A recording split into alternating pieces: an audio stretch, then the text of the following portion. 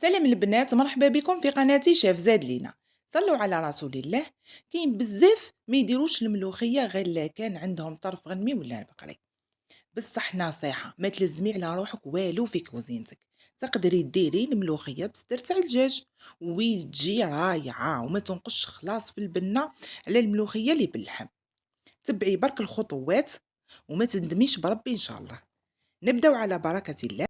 نحتاجو حبة بصلة كبيرة، ربع سنات توم، حبة طماطم كبيرة، كربوط ولا زوج فلفل، ساشي ملوخية، طرف صدر تاع الدجاج، كاس غير ربع زيت، مغرف كبيرة طماطم تاع الباطا، نص مغرف كركم، ونص مغرف ملح، لخاطر الملوخية تجي مالحة شوية. نبداو في التحضير.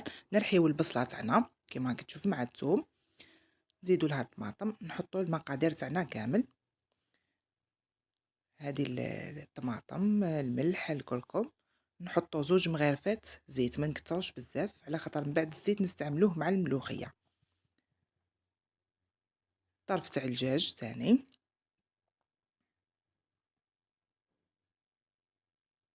كيما راكي تشوفي بتدي المقادير تاعك يتقلاو على النار. من جهه خلاف توجدي الملوخيه تاعك، نبقاو نسقيو فيها بالزيت بهاد الطريقه كيما راكي تشوفي حتى تتبل خلاص تولي جاريه كيما راكي تشوفي، وتديها تاني تتقلى هي تاني على النار، على نار قليله. تدي لك تقريب كاس غير ربع زيت. نتيا شوفي القوام لازم تكون هكا.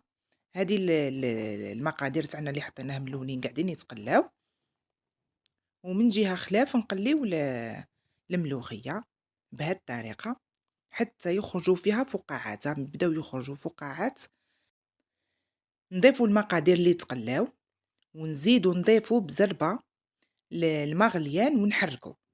لازمك تحركي لهنا بطريقه سريعه هكا باه ما تتلملكش الملوخيه لا خطر تلمليه ليه. ونقفلوا الكوكوطه تاعنا، نقفلوها كل ربع دراج نحلو عليها. تدي لك حتى ساعه ونص طياب. انتي الكوكوطه تاعك كان عاد مليحه. ونلوحوا الفلفل في الاخر قبل ما نقفلوا المره الاخرى خلاص. نزيدوا نقفلوها درجين على الفلفل حتى تطيب وتخرج لنا الزيت بهذه الطريقه كيما راكي تشوفي فيها.